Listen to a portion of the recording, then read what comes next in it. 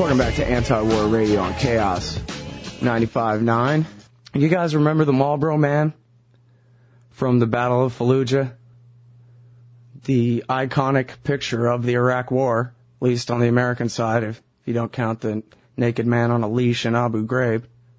This picture came to symbolize the ultimate macho of starting a war and winning it, even though times are tough and so forth. The war party loved it, and it's come to symbolize all that's valorous and glorious and wonderful about this war, and yet the truth is much more complicated. There's an article in the new Rolling Stone by Jenny Eliscu, The Troubled Homecoming of the Marlboro Marine. Yeah, it turns out that's a real man in that picture, and he still exists, and I don't think he quite fits the model that the war party had created for him as well as they would like. Welcome to the show, Jenny. Thank you. Very interesting article here. This the man's name is James Blake Miller, right? Yeah, he goes by Blake. Uh-huh. Well, let's just start at the beginning here. It starts out that the man can't stand cats, and why is that? Oh, well, because one of the first times he fired his weapon in Iraq, he killed a guy who then his body lay sort of just rotting in the street for a few days, and a few days later Miller saw a cat sort of just basically eating this guy's remains.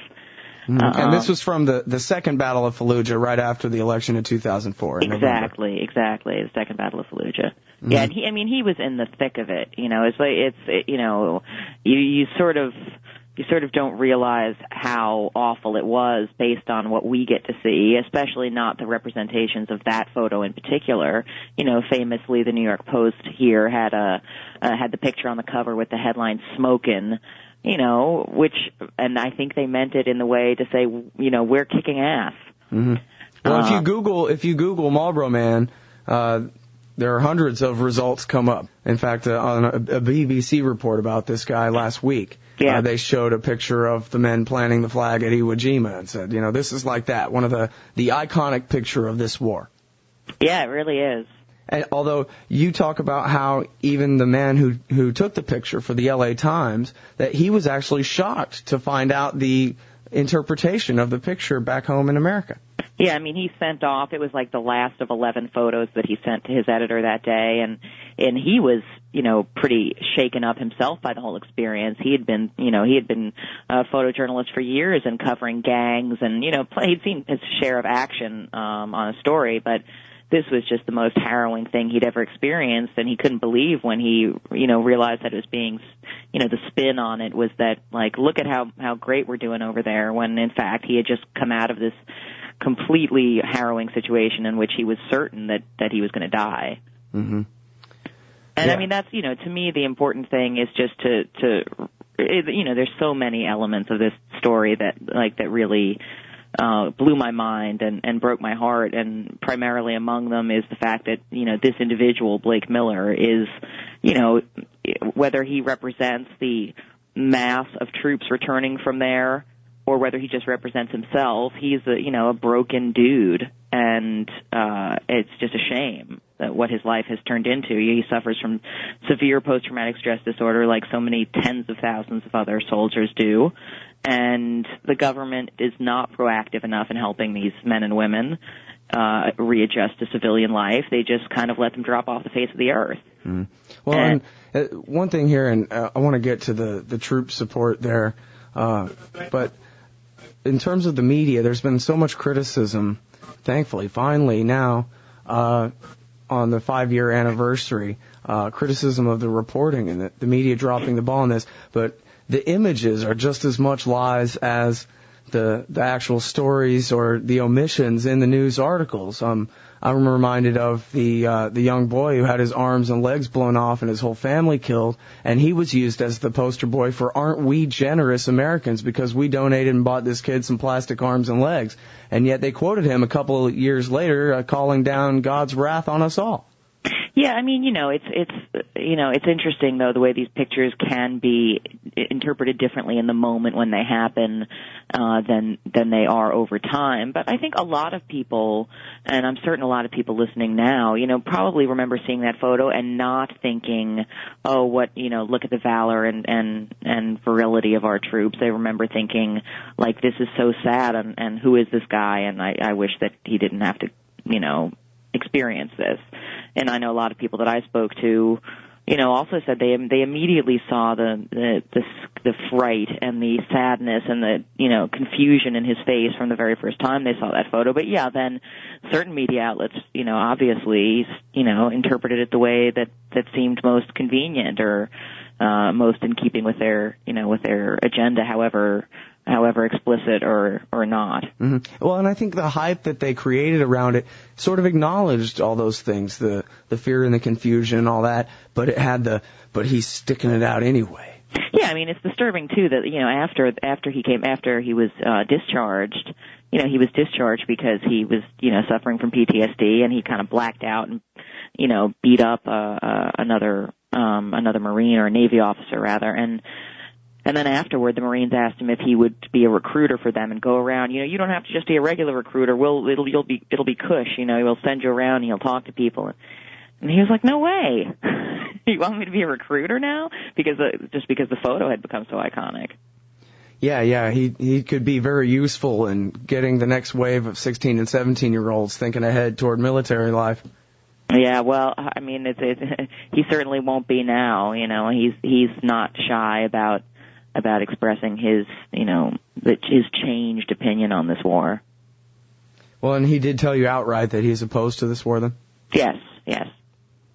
It's interesting to look back at, Luis Cinco, the photographer who took the photo, has documented some of the developments in Blake's life over the course of the past couple of years and wrote a really great story at the end of last year for the LA Times, just talking about their friendship, the friendship between them that had developed since they returned home. And, at that time, Blake was gradually edging toward saying that he thought his opinion on the war had changed. And at this point, he's just out and out opposed to it. He just thinks it's a sham. Well, let's talk about, let's try to get to know this guy. How much time did you spend with him? I was with him for 3 days. Mm-hmm. And you had talked to him before that, or? Yeah, I had to, through the course of finding him and some phone conversations in advance, it's straight, and, once I had met with him, I started speaking to him fairly regularly, and I still talk to him every few days or so to check in. Mm-hmm. Now, I guess, one of the major parts of the story is the what they now call post-traumatic stress disorder. Yeah. I played a clip of George Carlin earlier explaining how it used to be called shell shock. Yep. And it sounded like something that maybe someone could use some help with, whereas PTSD is just another acronym. But tell us a little bit about how this guy lives his life now, dealing with this post-traumatic stress disorder. Well, he returned home to Joe-Nancy, Kentucky, which is his hometown, and a very tiny town, has fewer than 300 residents. And he lives in a trailer behind his dad's house. His dad, being the person primarily who raised him. And he collects disability from the government, but he's not able to work at all. And he mostly spends his time, riding his motorcycle and hanging out with these buddies of his in this motorcycle club called the Highwaymen, and just sort of not really doing anything. It's really kind of disturbing how purposeless his life is. I mentioned in the story that it's a strange blend of chaos and inertia, because he seems a lot of the time like he might snap, but he also just is kind of motionless most of the time, except for smoking. Mm-hmm. Well, when he talked about his purposelessness, he talks about how you quote him in the article as talking about how he doesn't look even at tomorrow. He's not worried about the rent. He's not worried about anything. He doesn't want to think about anything except trying to lie to himself all day in order to convince himself to see if he can just get 1 half hour out of the day where he can make himself believe that stuff didn't really happen to him, that he didn't really do the things that he did. Yeah, I mean, even more so than that. I mean, he from from pretty much the moment he returned home, even before he was discharged, he started telling himself that he wasn't there. It's not even like trying to eliminate the specific memories. It's just he doesn't even want to remember that he ever went to Iraq. Oh, not even just the Battle of Fallujah, but Iraq at all. Yeah, no, he just, he says, he tells himself over and over again, I was never in Iraq. It didn't happen. Mm-hmm. And now some of the symptoms of the PTSD that you describe going along with this is insomnia, and I forget if it was in your article or in on the BBC report that I watched from last week where they said he goes 4 or 5 days in a row without sleep. Yeah. And the persistent recollections. This is the part of the PTSD that seems obviously to be the most damaging thing. Where I'm no doctor or anything like that, but from what I understand, most of us, we have bad things that happen in our lives, and they get easier to deal with in time. And yet, for someone with PTSD, it's not the case. In fact, it's often the other way around. That the more time goes on, the more they just can't get the images out of their head, and absolutely cannot live their life around that fact. Yeah, I mean, it's sort of, if you've never experienced, something traumatic enough that it hung around with you for a while after. I mean, the best comparison is that it's like, it's like a flashback, it feels very real to him in the moment when he's, sort of returning in his mind to some traumatic thing that happened over there, and he's just constantly he's like on heightened alert constantly. It's called hypervigilance, where, as I mentioned in the story, he always counts how many steps there are to the nearest exit. He knows like all routes of escape in case he's in danger. He's suspicious of everyone he meets. He's just freaked out all the time. I mean, for lack of a more elegant description, he is just constantly freaked out. And it's not it's not nothing. That's the other thing, too, is that you have to realize, I think, that, like, oh, well, yeah, sure, people suffer traumatic events, or, PTSD is an extremely common, mental health issue in the civilian population as well. It's very common, but the kinds of things, that these guys and gals have had to experience are, we can't begin to imagine. And it kind of makes you start to wonder how it's possible for anyone to come back and not suffer from PTSD. That's that by the end of, a couple of months of reporting the story, that's the conclusion I came to, is how, if it's only a third of these people who are serving over there who suffer from PTSD, like, man, I'm surprised it's not 2/3. You almost have to be just kind of, oblivious to not come back and be completely destroyed by it. Yeah.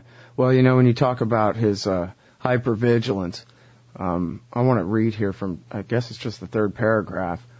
You talk about his favorite spot in his trailer behind his father's house is on the floor behind the easy chair.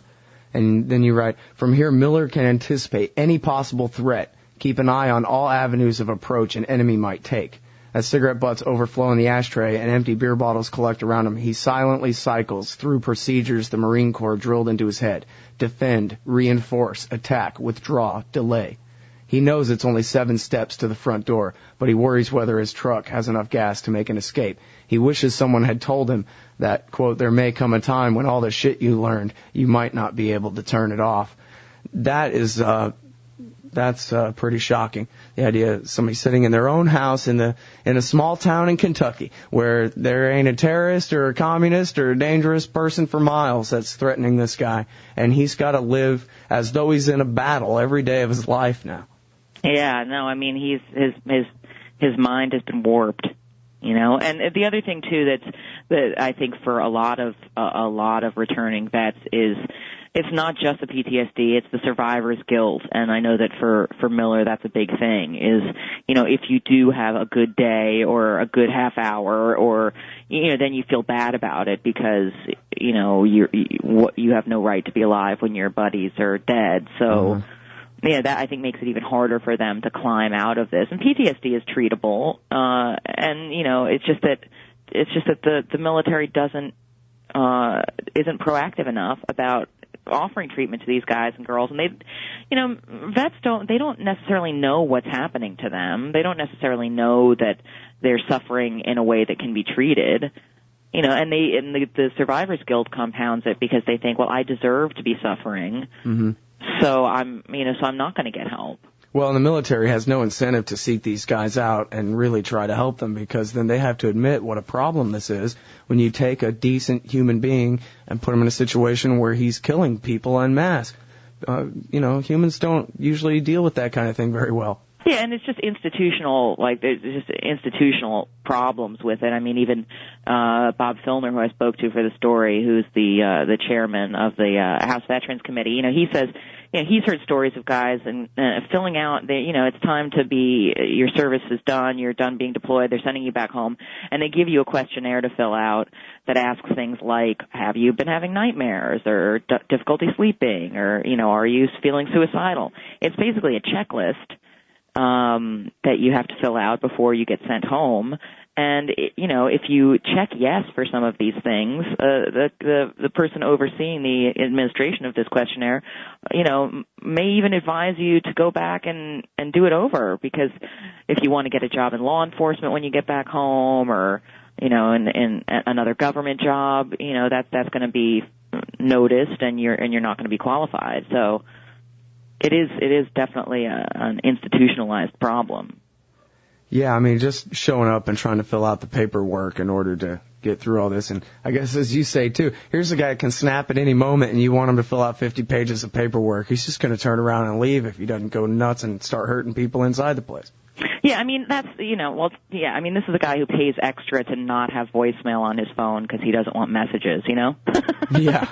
But, I do want to emphasize that as much as there have been numerous stories, the New York Times did an entire series of stories about vets who had committed violent crimes of some kind as a result of mental health injuries that they were suffering, whether PTSD or traumatic brain injury, or something else entirely. I certainly wouldn't want listeners to think that, okay, well, if you meet Blake Miller in a dark alley, he's going to kick your ass. Because that's major. That's a major point, is that, these men and women, they're not crazy. They're not dangerous per se in the way that a dangerous criminal with no conscience is dangerous. But there are legitimate examples of people, Miller included, going into sort of almost a fugue state and committing acts certainly more violent than what he would if he were, in his full mind. And you talk about the event that got him kicked out of the Army, the fight on the ship, or got him kicked out of the Marines. Yeah. He didn't even remember it happening. Apparently a guy whistled and it sounded like a bomb coming in. The next thing he knew, he was somewhere else waking up. Yeah. Basically. And he talks about sitting in the bar and thinking to himself, wow, I could reach across and break this bottle and cut that guy's throat. And then I believe the term, I don't have it right in front of me, but I believe the term he used was, and then I kind of snap out of it. Like, whoa, what if he doesn't snap out of it? Yeah. I mean, it's, I certainly learned, in spending time with him to not be worried about that kind of thing, but it's certainly possible, and anyone suffering from post-traumatic stress disorder could, behave in much the same way. But like I say, I think it's important for people to realize that, that these men and women, are the vets from this war. They really just want to be treated not like pariahs, and the hypocrisy of the constant admonition that we support we must support our troops, and if you're opposed to the war, then you don't support the troops, and the hypocrisy that the government and the military are not supporting these men and women when they get back home is really disturbing. But I also think that, unlike the Vietnam War, I think it's important that we realize that these men and women didn't ask to be put in as messed up a situation as they were put into.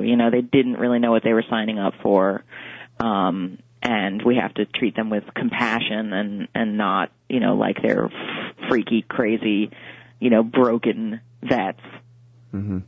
Now, getting back specifically to Blake Miller here, you make it pretty clear in your article that he was really headed down a bad path until he made a friendship, or I don't know if it was an old friendship he rekindled with this couple, and they take real good care of him and he seems to be doing a lot better lately. Is that right? Yeah, Lita and Bodine. He just met them recently, and actually through this motorcycle club that he rides with, which Bodine belongs to as well, and mostly Lita, who, they're old enough to be his parents, and Lita suffers from PTSD from just some relationship, really bad abusive relationship stuff she went through, and so she and Blake, they have a meeting of the minds on that. They really understand each other, and it's, they offer comfort and a kind of parental thing that he wasn't otherwise getting, and he can go to their house at any time and hang out and talk about it or not talk about it, or, just drink beers and, play music and that kind of thing. Yeah. Well, I'm really glad that this article not just has been written, but that you got it in Rolling Stone, where hopefully young people will read it and realize that war is not all honor and glory and all those wonderful things. It's actually, people killing each other, and it's not okay. It's not fun. It's not the kind of thing that is just going to make a man out of you and give you a little bit of discipline. It's hell on earth. That's what they said back during the Civil War. War is hell, and they were men who were in the middle of one who said that. They really knew what they were talking about. Yeah. I mean, one of the most impactful things that Miller said to me was, that, when you're raised, it's drilled into your head every day, thou shalt not kill, thou shalt not kill. And then they tell you, well, if you don't kill him, he'll kill you. It doesn't make it okay. And you can't just, kill another person and feel okay about it after. Yeah. Well, and as Blake Miller says here, looking back on it, I wouldn't do it all over again. Yeah. All right. Well, everybody, that's Jenny Eliscu. She's a contributing editor and music critic at Rolling Stone. She's the author of the book Schools That Rock, and she hosts the show Left of Center on Sirius Satellite Radio. Thanks very much for your time today. Thanks for having me. I don't like words that hide the truth. I don't like words that conceal reality. I don't like euphemisms or euphemistic language. And American English is loaded with euphemisms because Americans have a lot of trouble dealing with reality. Americans have trouble facing the truth. So they invent a kind of a soft language to protect themselves from it. And it gets worse with every generation. For some reason, it just keeps getting worse. I'll give you an example of that. There's a condition in combat. Most people know about it. It's when a fighting person's nervous system has been stressed to its absolute peak and maximum, can't take any more input. The nervous system has either snapped or is about to snap. In the First World War, that condition was called shell shock. Simple, honest, direct language. 2 syllables. Shell shock. Almost sounds like the guns themselves. That was 70 years ago. Then a whole generation went by, and the Second World War came along, and the very same combat condition was called battle fatigue. 4 syllables now. Takes a little longer to say. Doesn't seem to hurt as much. Fatigue is a nicer word than shock. Shell shock. Battle fatigue. Then we had the war in Korea, 1950. Madison Avenue was riding high by that time, and the very same combat condition was called operational exhaustion. Hey, we're up to 8 syllables now. And the humanity has been squeezed completely out of the phrase. It's totally sterile now. Operational exhaustion. Sounds like something that might happen to your car. Then, of course, came the war in Vietnam, which has only been over for about 16 or 17 years. And thanks to the lies and deceit surrounding that war, I guess it's no surprise that the very same condition was called post-traumatic stress disorder. Still 8 syllables, but we've added a hyphen. And the pain is completely buried under jargon. Post-traumatic stress disorder. I'll bet you if we'd have still been calling it shell shock, some of those Vietnam veterans might have gotten the attention they needed at the time. I'll bet you that.